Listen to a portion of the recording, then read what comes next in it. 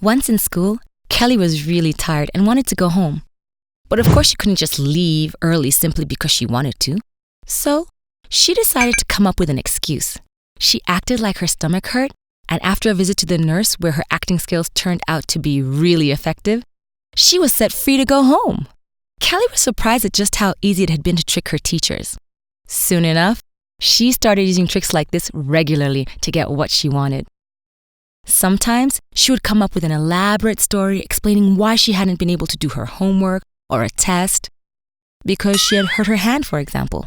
And, like a true master of deception, she would have her hand completely bandaged up. Other times, she would leave school saying that she had forgotten her keys or that she needed to go to the doctor. And she would go as far as forging documents to give her teachers as proof that she had actually visited her doctor. Usually, Kelly would either go home or go to her grandma's house because she would feed her the kind of food that only a grandma is able to cook. She loved her grandma.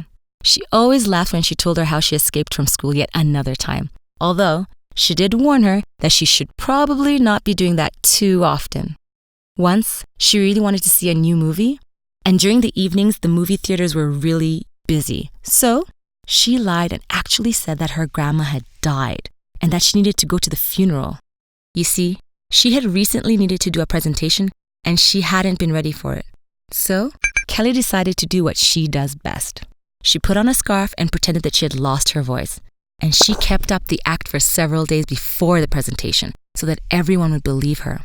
But she was caught completely by accident. One of her classmates had a squeaky chair during a lesson, so he changed it for a better one. But then he accidentally dropped it on her toe while dragging it back to his spot. And she screamed!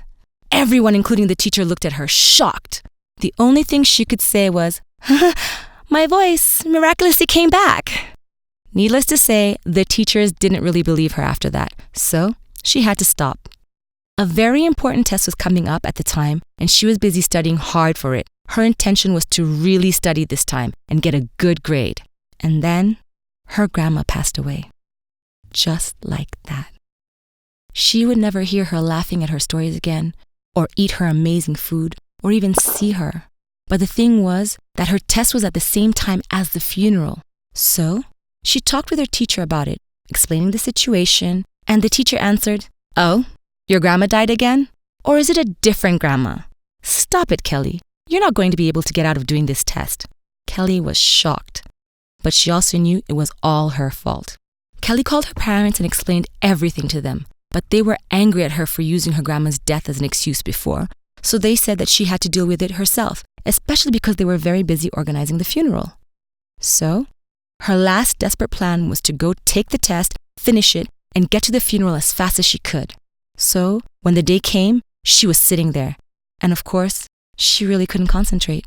The tears were falling down onto her paper because she couldn't stop thinking that she was missing the funeral because she was such a liar.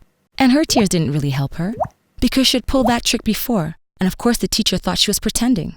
She had to make a decision. To fail that very important test that would have a huge effect on her overall grade, or try to finish it but miss the funeral. She decided that her grandma's funeral was more important than the test. So, she stood up and left the room, despite her teacher's protests. She ran as fast as possible just to be there on time for the funeral. She couldn't believe that her grandma wasn't with them anymore.